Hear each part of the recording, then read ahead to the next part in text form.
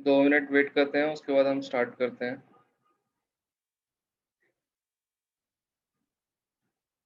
Sir वो practical से अभी रिलेटेड एक डाउट था। हाँ, हाँ, मैं अभी पहले वही डिस्कस करेंगे हम, उसके बाद हम क्लास स्टार्ट करेंगे। मैं वही पूछ रहा हूँ कि जो स्टूडेंट यहाँ पे प्रेज़ेंट है, कल का जो हमारी लैब हुई थी, उसके रिगार्डिंग अगर किसी को भी डाउट है तो वो अपना हैंड रेज़ कर देगा।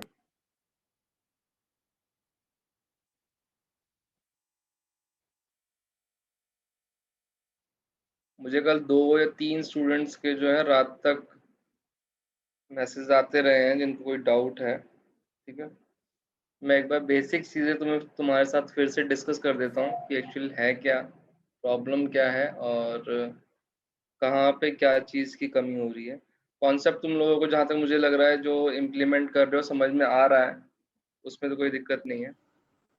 बट जो एक्चुअली प्रॉब्लम ये हुई है कि हमारे को लैब जो है फर्स्ट डे ही आ गई है हमारी। लैब एक्चुअली हमारी 3 से 4 क्लासेस के बाद आती है, तो तुम लोगों को ये दिक्कत नहीं होती। एक बार जॉइन हो जाने दो स्टूडेंट्स को, फिर हम स्टार्ट करते हैं।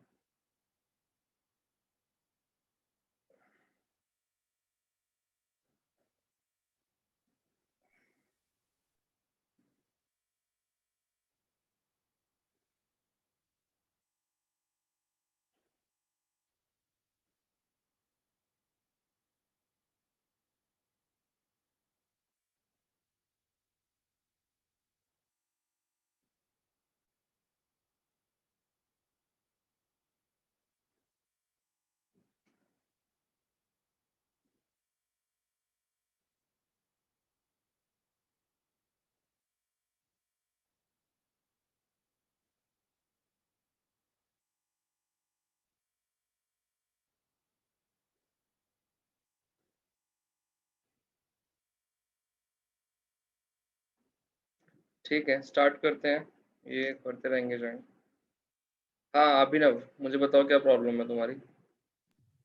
सर प्रैक्टिकल फाइल अभी अवेलेबल नहीं हो पाएगी क्योंकि लॉकडाउन लगा हुआ है और अगले मंडे तक सबमिट करने के लिए बोला गया है। कोई बात नहीं, उसके लिए हम वेट कर लेंगे 1 वीक नेक्स्ट, मतलब नेक्स्ट वीक ना छोड़ के उसके नेक्स्ट मंडे को हम उसकी डेडलाइन दे देंगे। वैसे स्टेशनरी की शॉप जो है, जो नॉर्मल शॉप्स होती है ना, उस पे तुम्हारी फाइल्स मिल जाती हैं। अगर किसी को नहीं मिल रही है सर तो नहीं, कोई यहाँ पे नहीं है। नहीं मिल रही सर। अगर नहीं मिल रही है तो कोई नहीं बात मिल नहीं। रही सर घर वाले निकलने नहीं दे रहे सर घर से। वो तो बहुत अच्छी बात है, निकलने नहीं दे देता। Yes sir. हाँ, तो उसकी कोई इशू नहीं है, हम 1-2 वीक बाद भी उसे सबमिट कर लेंगे, कोई दिक्कत नहीं है उसमें। Okay sir, but thank you. ये है कि अपने पास रिकॉर्ड रखो कि तुम्हें क्या-क्या चीज़ें करनी है, क्योंकि बाद में ये ना हो कि तुम्हारी क्लास में वो कौन है? Class representative? एक तो हर्षित है और एक दूसरा मान्य। मान्या। ठीक है, चलो। किसी को कोडिंग से रिलेटेड कोई डाउट है? No sir. मुझे सर जो मेरे को एक चीज़ पूछनी थी सर, जैसे मतलब मैंने स्कूल में 2 साल सी प्लस प्लस ही करी है, तो सर सी में थोड़ी दिक्कत आ रही है मेरे को, तो क्या मैं तो सी हाँ, प्लस प्लस से इसीलिए मतलब तो मैं बार-बार आगे पूछ रहा हूँ, कंटिन्यू? जिसको कोई दिक्कत है वो पूछो उसको, क्योंकि जब तक पूछोगे नहीं मुझे नहीं पता लगेगा कि दिक्कत कहाँ आ रही है। ठीक है? और ये काफ़ी ज़रूरी नहीं है कि जितने बच्चे चुप बैठे हैं इनको सबको समझ में आ रहा है। आधे लोग तो इनमें से ऐसे हैं जिनके ऊपर से जा रहा है कि हो क्या रहा है उनको कुछ पता नहीं लग रहा। उनको बस ये लग रहा है कि हम बाद में इसे पढ़ लेंगे। बट अभी जब तुम्हारे पास मौका है एट प्रेज़ेंट, तुम पढ़ सकते हो, पूछ सकते हो। कोई यहाँ पे जज करने वाला नहीं है तुम्हें कि ये पूछ रहा है ये, तो पूछो उस चीज़ को। मुझे जो लास्ट जो रात को एक बच्चे ने वो भेजा था, उसकी मैं प्रॉब्लम एक तुम लोगों के साथ शेयर कर देता हूँ। एक्चुअली वो कर क्या रहा है, हमने कोडिंग वगैरह सिंपल करा था।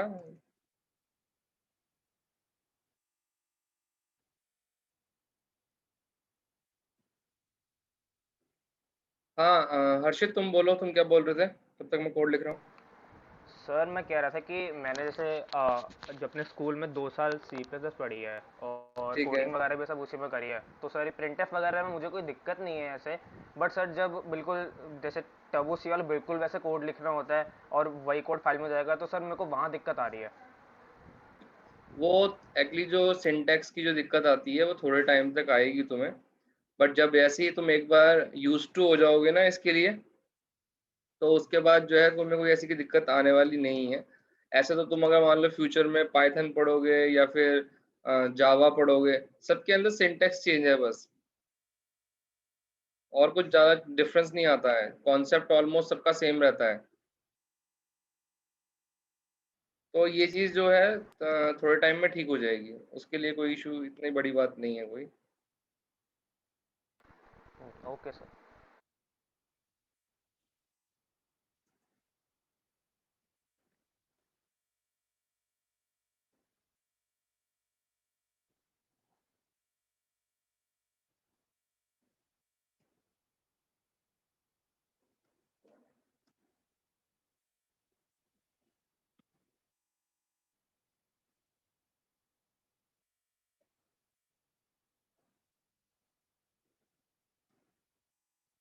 कल शाम को मुझे एक स्टूडेंट ने कोड भेजा था, कुछ ऐसा था वो।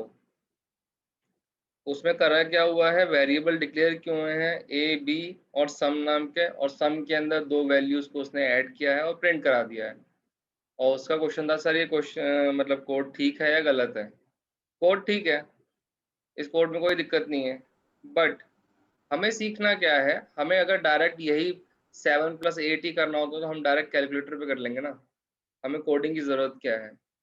हमें ज़रूरत कोडिंग की इसलिए है कि हम जो वेरिएबल यूज़ करते हैं, वेरिएबल क्या होते हैं, जिनकी वैल्यूज चेंज होते रहते हैं। हमने अभी हमारे पास आगे हम पढ़ेंगे कीवर्ड्स होते हैं। कीवर्ड्स क्या होते हैं, जिनकी जो मीनिंग जो होता है वो प्री डिफाइंड होता है हमारे कंपाइलर लाइब्रेरी के अंदर। उनके कीवर्ड्स की जो वैल्यूज होती हैं वो प्री डिफाइंड होती हैं, ठीक है। ऐसे ही हमारे पास कीवर्ड्स होते हैं, कॉन्स्टेंट्स होते हैं, वेरिएबल्स होते हैं, और क्या होता है, कीवर्ड्स, कांस्टेंट और वेरिएबल्स, ठीक है। कीवर्ड्स क्या होते हैं, स्पेशल वर्ड्स होते हैं जिनका मीनिंग जो है पहले से ही सिस्टम के अंदर लिखा हुआ है, जैसे कि हम printf यूज कर रहे हैं या फिर इंक्लूड यूज कर रहे हैं, मेन यूज कर रहे हैं, ये सब कीवर्ड्स हैं। इंट है, ये कीवर्ड्स हैं। वेरिएबल्स क्या होते हैं, वेरिएबल्स वो होते हैं जिनकी वैल्यू वेरी करती रहती है through out the system. For example मैंने यहाँ पर लिखा है, अगर क्या लिख रहा हूँ मैं यहाँ पे, मैंने यहाँ पर मेंशन किया है,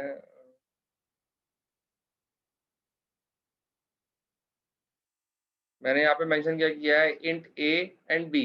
ये ए और बी जो है ये वेरिएबल है, इनकी वैल्यू यहाँ पर मैंने लिख दिया ए इक्वल टू 7 है, और नेक्स्ट मैंने क्या लिख दिया, ए इक्वल टू बी प्लस 2, या फिर इसको मैं यहाँ पर बी कर देता हूँ। तो ए और बी की वैल्यू प्रोवाइड कर दी मैंने। अब क्या है, ए की अगर बी की कोई वैल्यू चेंज होगी तो ए की वैल्यू भी चेंज हो जाएगी। तो ये बी और ये क्या वेरिएबल्स हैं। हमें क्या सीखना है अपनी कोडिंग के अंदर, कि हम इन वेरिएबल्स का अपनी कोडिंग के साथ कैसे यूज कर सकते हैं। अगर तुम सिंपल ये लिख रहे हो तो, अगर तुमने वेरिएबल डिक्लेयर भी किए हैं उनका तुमने यूज ही नहीं करा है कहीं पे, तो तुम्हें करना क्या है, वेरिएबल्स को डिक्लेयर करके वैल्यू उनमें पास करनी है, और उनके थ्रू फिर अपना सम जो है वो, या फिर एडिशन, कोई भी फंक्शन है उसे परफॉर्म करना है। अभी तो हम बिल्कुल बेसिक लेवल पे चल रहे हैं, यहाँ पर हम जस्ट क्या कर रहे हैं, वेरिएबल्स के अंदर वैल्यू पास कर रहे हैं। नेक्स्ट हमें क्या करना है, हमें फंक्शन क्रिएट करना है और फंक्शन के बीच में वैल्यूज पास करनी है। तो इस चीज को समझो कि हमें वेरिएबल्स के थ्रू जो वैल्यूज हैं उनको पास करनी है। क्लियर है? किसी को कोई यस डाउट है इस चीज में लेके तो वो बताओ मुझे।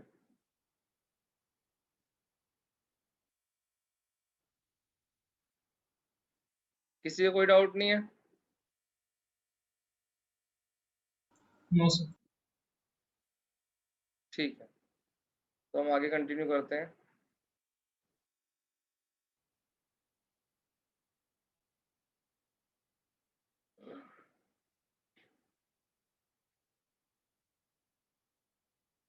लास्ट क्लास में क्या पढ़ा था हमने?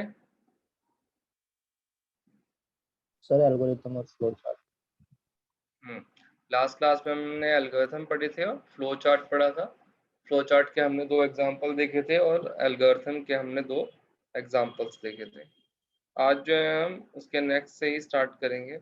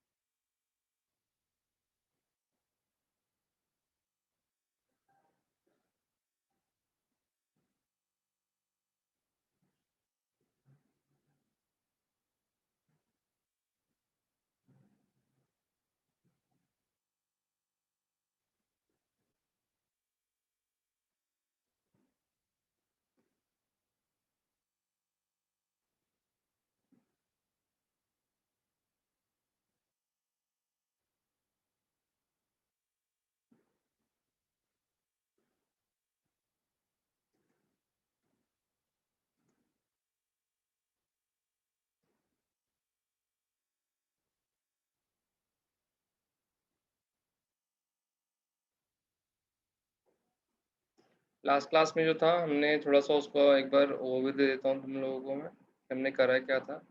हमने एल्गोरिथम्स पढ़ी थी। एल्गोरिथम होती क्या है, स्टेप्स ऑफ इंस्ट्रक्शंस होते हैं जो कि नॉन टेक्निकल वे के अंदर अपनी प्रॉब्लम स्टेटमेंट को रिप्रेजेंट करते हैं।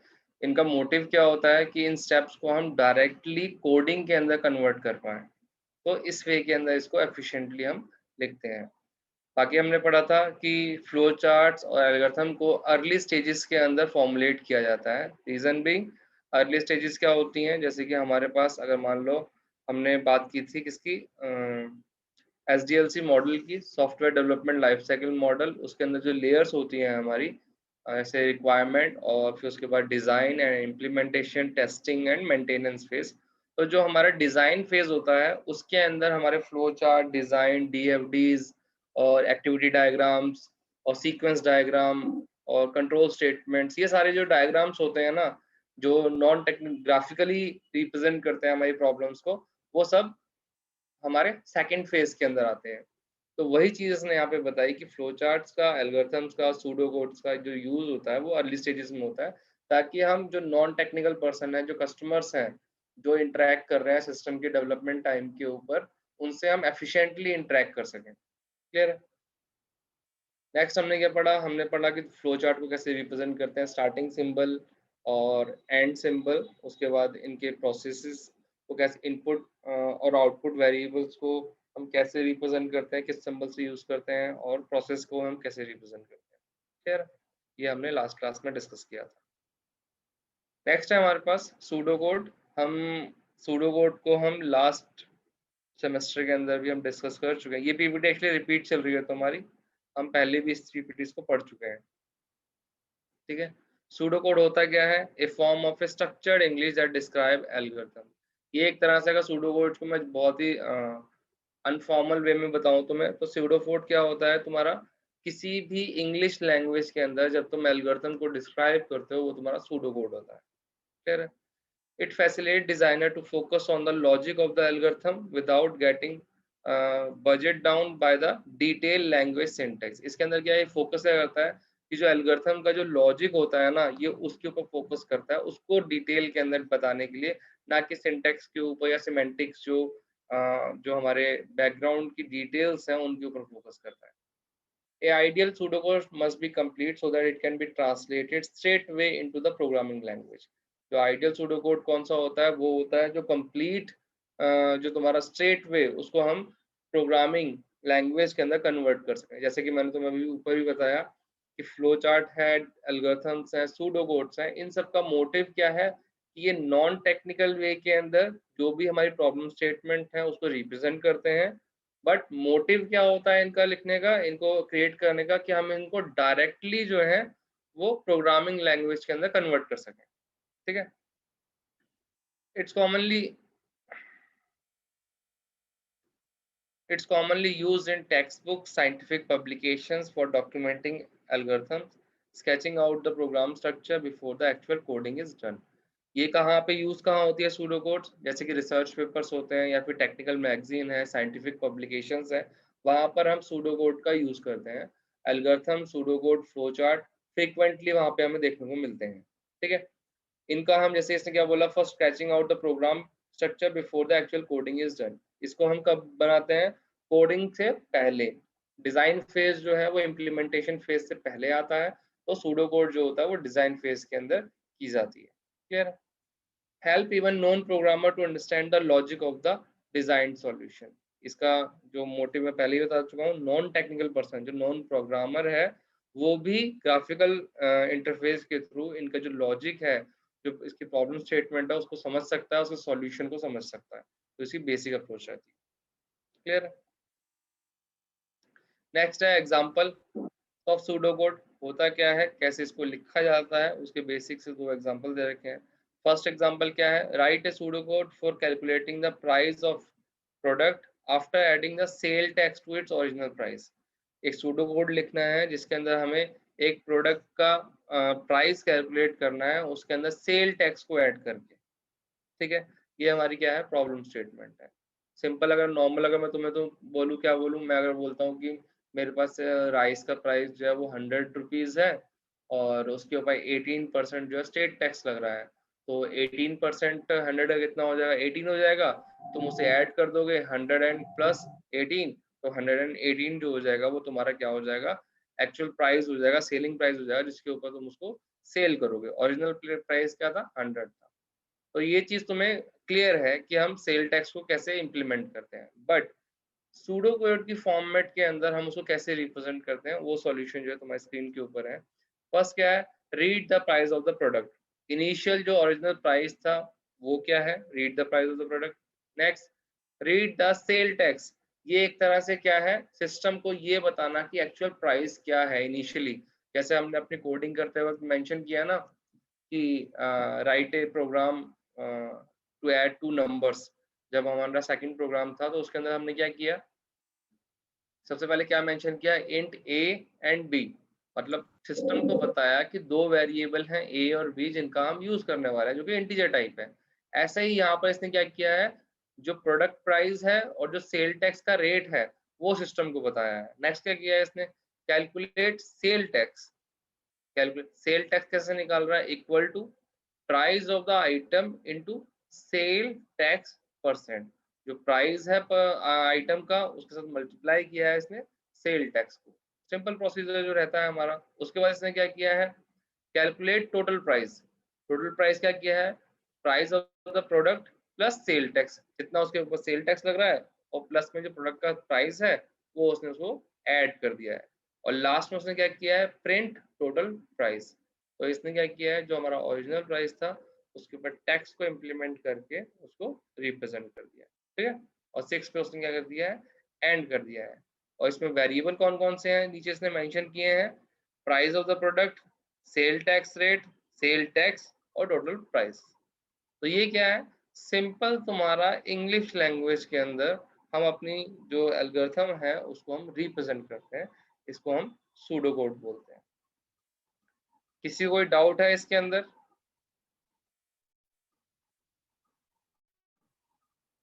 No sir. एक सूडो कोड मेरी स्क्रीन के ऊपर और मेंशन है, मैं चाहता हूं तुम में से कोई भी एक उसको एक्सप्लेन करें कि कैसे वो वर्क कर रहा है। कौन करेगा, हैंड रेस करो, अदरवाइज मैं खुद नाम ले लूं।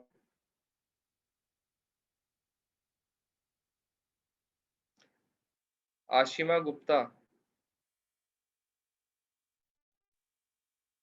Yes sir. आशिमा एक्सप्लेन करना है एक्सपेरिमेंट नंबर 8.12।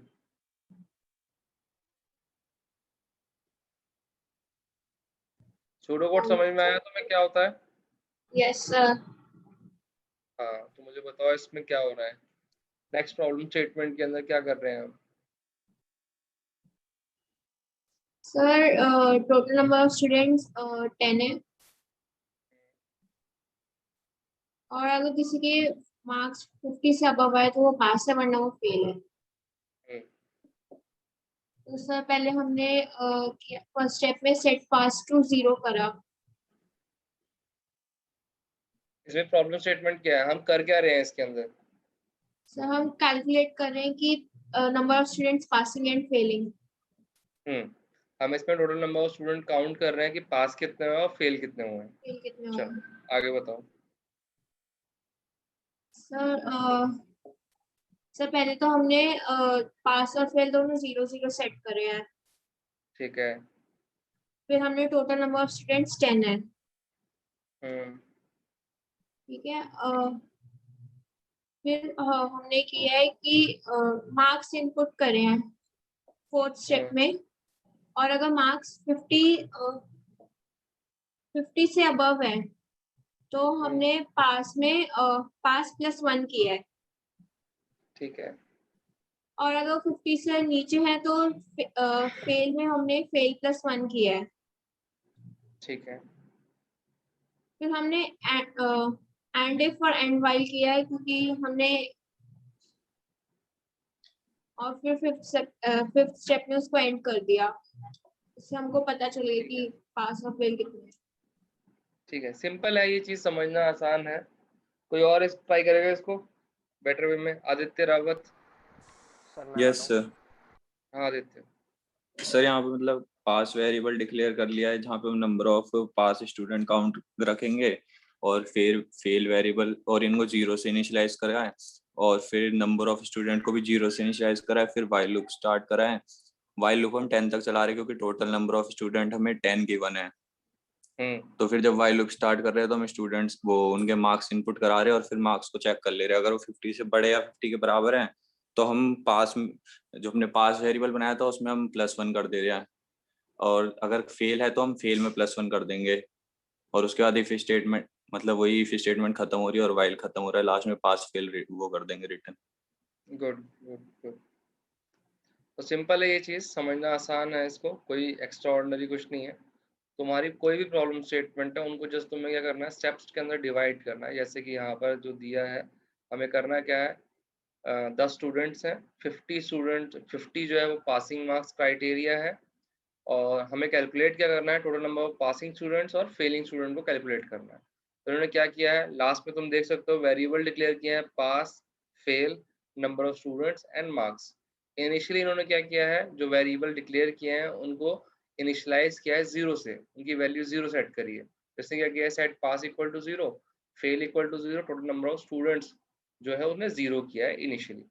फिर क्या किया है इन्होंने, वाइल लूप स्टार्ट किया है। वाइल लूप किस लिए होता है, अगर हमें कोई भी नंबर्स ऑफ स्टेप्स हैं या फिर ग्रुप ऑफ इंस्ट्रक्शंस हैं, उनको हमें मल्टीपल टाइम एग्जीक्यूट करना है, रिपीटिव टाइप उनको सेम एग्जीक्यूशन करना है, तो वहाँ पर हम फॉर लूप का या वाइल लूप का हम यूज़ करते हैं।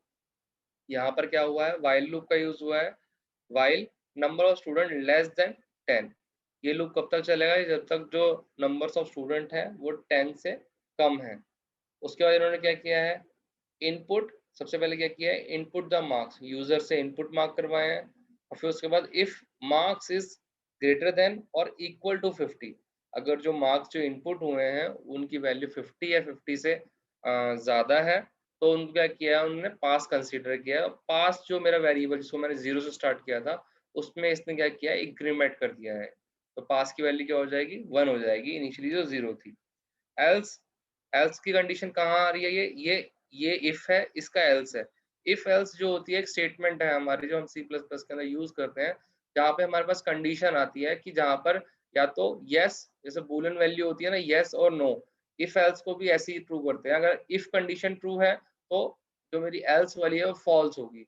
अगर एल्स, जैसे अगर मान लो मैंने यहाँ पर क्या कहा है कि जो मार्क्स हैं वो 50 से ऊपर होंगे या नीचे होंगे। अगर मैंने मान लो यहाँ पे इनपुट किया है, मार्क्स जो है इनपुट किया है 65, तो मेरे इफ की जो स्टेटमेंट है मार्क्स इज ग्रेटर देन 50 वो ट्रू हो रही है, तो उस केस में ये वाली स्टेटमेंट एग्जीक्यूट होगी। जो स्टेटमेंट ट्रू हो जाएगी एल्स के ऊपर नहीं जाएगा वो, तो ये फेल वाली जो स्टेटमेंट है ये एग्जीक्यूट नहीं होगी। इन केस अगर मैं कोई यहाँ पे इफ के अंदर मैं डाल रहा हूँ कि मार्क्स की वैल्यू जो है 35 है, अगर मार्क्स 35 है और वो लेस देन है तुम्हारे ग्रेटर देन है 50 से, नो, तो ये कंडीशन फॉल्स हो जाती है। अगर इफ की स्टेटमेंट फॉल्स होती है तो मेरा एल्स एग्जीक्यूट होता है। तो ये दो एक दूसरे क्या है, एक टाइम पे एक ही स्टेटमेंट एग्जीक्यूट होगी, या तो इफ की होगी या एल्स होगी। तो इफ एल्स की जो स्टेटमेंट हम वहां पर यूज करते हैं जहां पे हमारे पास कंडीशन होती है, ग्रेटर देन है या फिर इक्वल टू है या फिर लेस देन की कंडीशंस आती है, वहां पर हम इफ एल्स का यूज करते हैं, जहाँ पे हमें दो स्टेटमेंट है, उन दोनों में से एक ही एग्जीक्यूशन होगी। और वो एग्जीक्यूशन कब होगी उसकी कंडीशन हम जो होती है वो इफ के अंदर मेंशन कर देते हैं, और बाय डिफॉल्ट जो अदर कंडीशन होती है उसको हम एल्स में डाल देते हैं। ऐसे ही हमारे पास इफ एल्स की नेस्टेड इफ एल्स भी आता है। हम यहाँ पे ऐसे इफ एल्स लिखा है, हम यहाँ पे इफ उसके बाद एल्स इफ भी लिख सकते हैं दोबारा से, अगर हमारे पास मल्टीपल कंडीशंस है तो। क्लियर है? तो यहाँ पे इसने क्या किया, कंडीशन चेक करी, पास, ऐसे ही पास और फेल को इसने इंक्रीमेंट किया है, डिक्रीमेंट इंक्रीमेंट किया है। ठीक है, एंड में क्या किया है, इस इफ के एंड में एल्स की कंडीशन के बाद एंड इफ किया है, यहाँ पे इफ का एंड हो गया है। ऐसे ही यहाँ पर वाइल लूप के अंदर इफ एल्स कंडीशन है, तो जब इफ खत्म हो गया है तो उसने वाइल लूप को भी एंड कर दिया है और लास्ट में उसने एंड कर दिया है। ये सिंपल क्या है, हमारा एग्जांपल है सूडो कोड का। किसी को कोई डाउट है इसके अंदर तो मुझे बताओ। सर सर यहाँ पर उसने सेट पास 0 कर दिया और सेट फेल 0 कर दिया, ये तो समझ आ गया। तो सर इसको ये क्या ये किस तरह की सेट, राजीव तुम्हारी आवाज मुझे थोड़ी कम आ रही है, थोड़ा जोर से। सर ये जो सेट नंबर टू स्टूडेंट 0 करा है ना सर, ये समझ नहीं आया। सेट कौन सा वाला, नंबर ऑफ स्टूडेंट? हाँ सर, ये क्यों करा 0? ये इनिशियली जो है वाइल लूप को इन्होंने क्या किया है, 0 से स्टार्ट किया है। यहाँ पे कंडीशन जो दी है ना वाइल लूप की, वो यहाँ पे इसने 10 दी है। ये वाइल लूप इंक्रीमेंट होगा जब तक 0 से स्टार्ट होगा। पहले फर्स्ट स्टूडेंट जाएगा तो ये 1 हो जाएगा, फिर सेकंड स्टूडेंट जाएगा वो 2 हो जाएगा। ये वाइल लूप कब तक चलेगा, 10 तक चलेगा, जबकि 10 की वैल्यू कम है। तुम यहाँ पर चाहे तो ये एक तरीका है, तुम ऐसे भी कर सकते हो कि यहाँ पे सेट स्टूडेंट वैल्यू 10 कर दो यहाँ पर, और वाइल लूप को डिक्रीमेंट करते चले जाओ कि जब तक वाइल लूप 0 ना हो जाए। यहाँ पर 0 लिख दो, ऊपर 10 लिख दो, तुम दोनों चीजें कर सकते हो। यहाँ पर इसने इंक्रीमेंटल अप्रोच ली है कि वाइल का लूप जो है इंक्रीमेंट करता हुआ 10 तक जा रहा है। तुम चाहे तो यहाँ पे स्टूडेंट का जो काउंट है यहाँ पे 10 लिख दो, और यहाँ पे डिक्रीमेंट करते हुए 0 तक जा सकते हो। दोनों अप्रोचेस है। ये चीज लूप की कंडीशन है। जब हम लूप्स पढ़ेंगे ना अभी 2 या 3 क्लासेस के बाद हम लूप्स पढ़ेंगे, वहां पर तुम्हारी ये प्रॉब्लम सॉल्व हो जाएगी, कोई इशू नहीं है। और कोई स्टूडेंट कोई डाउट है? सर 8 स्लाइड एक बार शो कर दो। कौन सी? 8।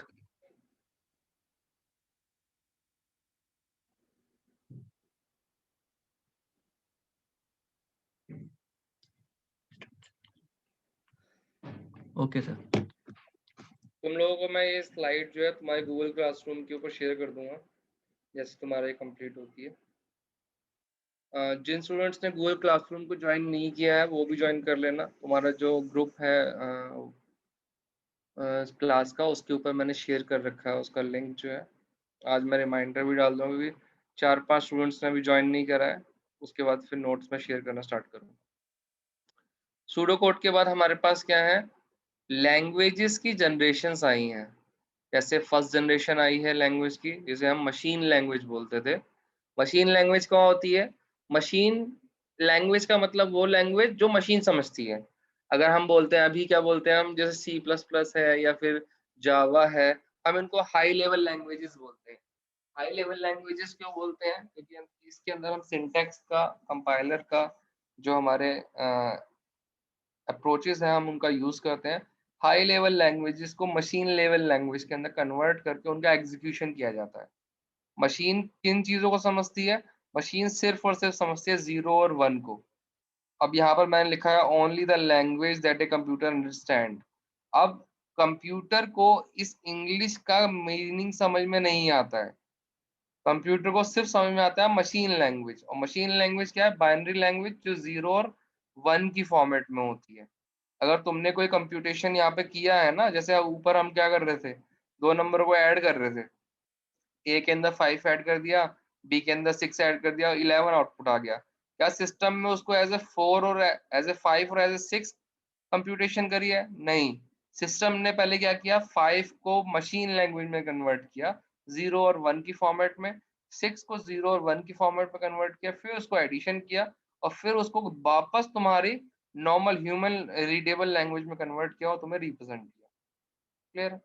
सबसे पहले फर्स्ट जनरेशन क्या थी? Machine language, only language that computer understand. सिर्फ यही एक लैंग्वेज जिसको कंप्यूटर समझता है। All commands and data values are expressed using 0 and 1। जो भी कमांड्स होती हैं या फिर डेटा वैल्यूज होती हैं वो 0 और 1 की फॉर्मेट के अंदर ही रिप्रेजेंट की जाती है जनरेशन के। क्लियर? इसके एडवांटेजेस क्या है, डिसएडवांटेजेस क्या है? एडवांटेज क्या है? Code can be directly executed by the computer. अगर तुम कोई कोड जो है वो मशीन लैंग्वेज के अंदर लिखते हो, मतलब 0 और 1 की फॉर्मेट में लिखते हो, तो कंप्यूटर उसको डायरेक्टली एग्जीक्यूट कर सकता है, मतलब रन कर सकता है। उस केस के अंदर इसका एग्जीक्यूशन जो होता है वो फास्ट होता है और एफिशिएंट होता है। अगर तुम्हें मशीन को कोई कन्वर्जन नहीं करनी पड़ रही है, डायरेक्ट एग्जीक्यूशन हो रहा है, उस केस में वो जो है फास्ट एग्जीक्यूशन प्रोवाइड करता है।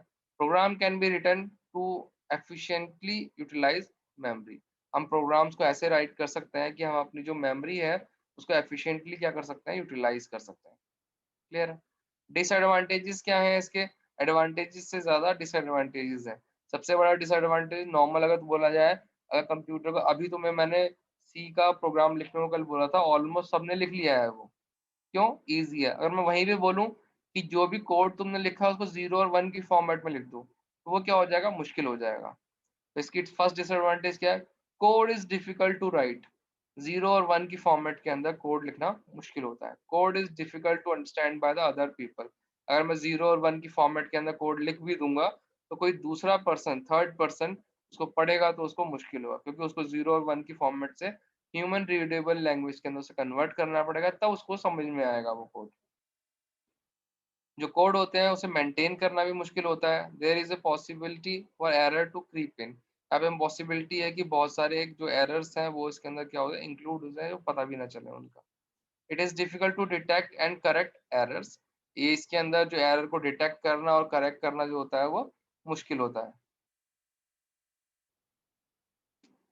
जो कोड होता है वो मशीन डिपेंडेंट होता है, तो इसको हम पोर्टेबल नहीं कर सकते, नॉन पोर्टेबल होता है। पोर्टेबल क्या होता है, कोई एक मशीन पे कोड रन हो रहा है तो उसको हम दूसरी मशीन पे भी रन कर लें।